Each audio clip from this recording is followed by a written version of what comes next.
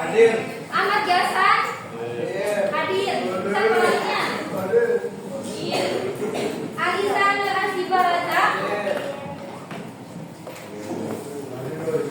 Loncat aja. Karisma Harus Syakira.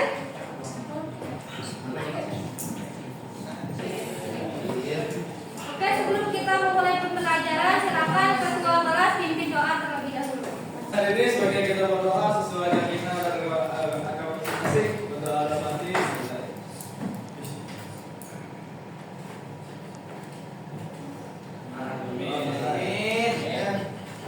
Kita pada minggu yang tentang golongan darah. Sebelum golongan darah kita pelajari apa? Pelajari darah. Nah, manusia itu termasuk ke dalam sistem darah terbuka atau tertutup? Tertutup. Dia melewati, kenapa dia dikatakan tertutup? Pembuluh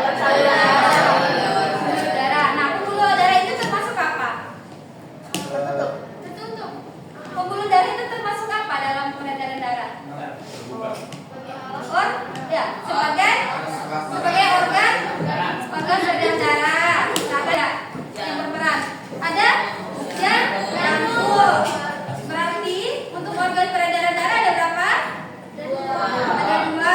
Ada jantung dan pembuluh darah. Jadi sekarang kita akan membahas tentang organ peredaran darah. Hari ini siapa yang bisa baca? Saya. Ayo baca aja. Semuanya bisa. Semuanya dah. Lu? Ayo. Yang pertama, dapat menganalisis terus yang kedua,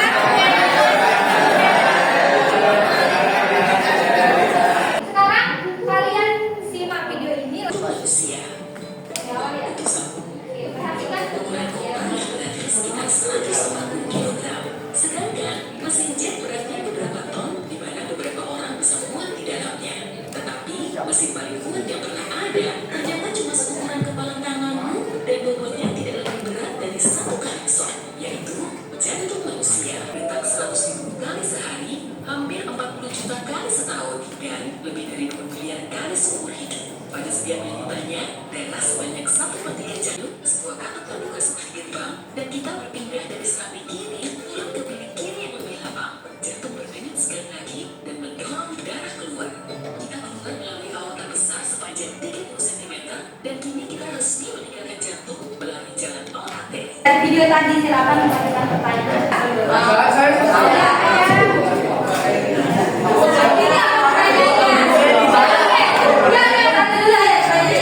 Jangan di video itu dibilang kalau ukurannya itu seukuran kepalan tangan, misalnya ukuran jantung itu lebih besar dibandingkan kepalan tangan atau lebih kecil, apa yang kecil itu bu? Jantung itu dia maksudnya tidak pernah lelah gitu, walaupun dia selalu dia selalu bekerja secara. Tepuk tangan untuk temannya yang udah bertanya.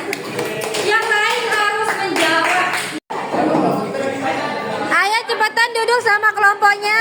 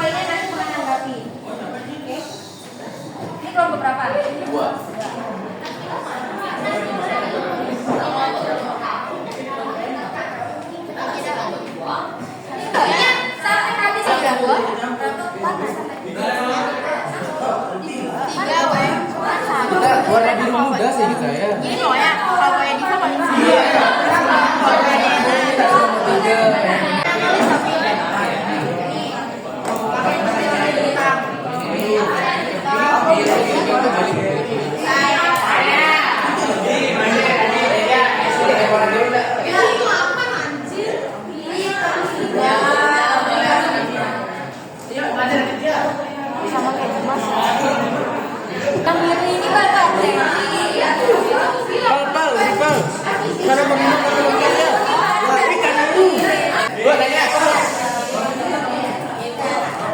Ini kan dia warnanya biru, tapi itu tuh arteri pulmonalis atau dia vena pulmonalis. Yang mana? Tapi kalau di bagian ini termasuk arteri. Yang di sini. Yang nomor 2. Yang nomor 2. Yang nomor 2. Ya, arteri kan. CO2.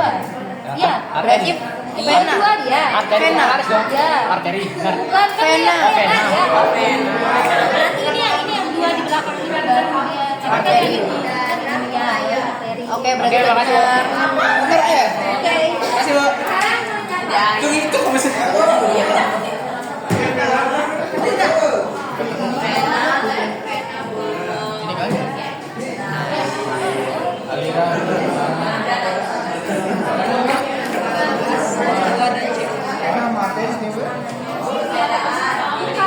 yang ini yaitu dari jantung.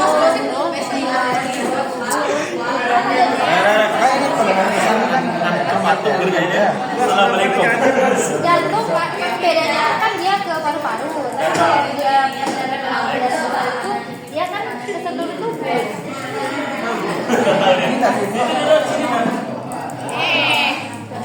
Warahmatullahi wabarakatuh. Selamat pagi semuanya. Sekali lagi. Selamat pagi semuanya. Struktur jantung. Pertama-tama kami memperkenalkan diri. Di sini saya Lalu Muhammad Rabbani. Absen 19. Rahasia kami Waisan Fauzi, absen 23. Saya Muhammad Rafi Rahman, absen 22.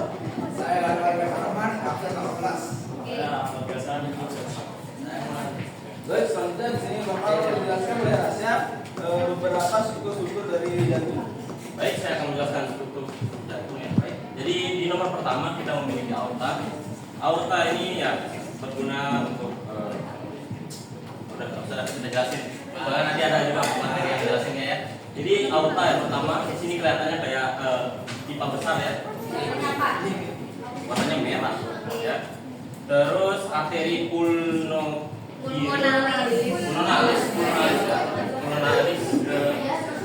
ya ini sama juga kayak aorta tapi warnanya doang yang beda.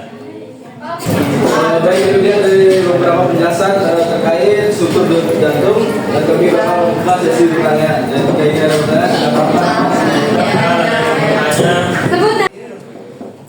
Perkenalkan. Perkenalkan nama saya Felicia Almeida, izin bertanya dari kelompok 5. Pak, 5. Tadi pembuluh darah apa? Oksigen itu jadi oksigen menjadi CO2 itu bertukar pembuluh apa? Nanti saya cek dulu deh. Kita kami sedikit waktu untuk berdiskusi ya. Pertanyaan dari Feli, Tiara dan Dimas. Yang pertama pertanyaan dari Feli bakal dijawab oleh Tasya. Oke. Jadi saya akan menjawab pertanyaannya Feli ya. Tadi di pembuluh apa dan apa CO2 itu bertukar kan? Itu yang pertanyaan. Jadi karbon dioksida itu bertukar di pembuluh dalam sekitar kapiler, ya? Atau yang bisa dibilang yang membungkus alveoli paru-paru. Berikut adalah proses pertukaran karbon dioksida. Penelitian. Ya. Pertanyaannya kan Dimas tuh, apakah ada pembatas penyumbang bagian jantung? Jawabannya? Jawabannya ya. Ya. Kok bisa empat jantung itu disebut dengan septum yang berupa otot tebal yang memisahkan antara empat lubang di dalam jantung.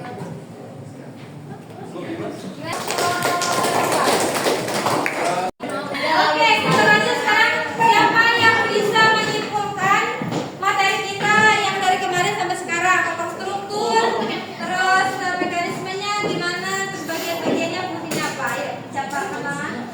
Apa namanya? Dapat, oke. Silakan dapat. Apa? Ya, apa? Nah, gimana? Bagiannya apa tuh?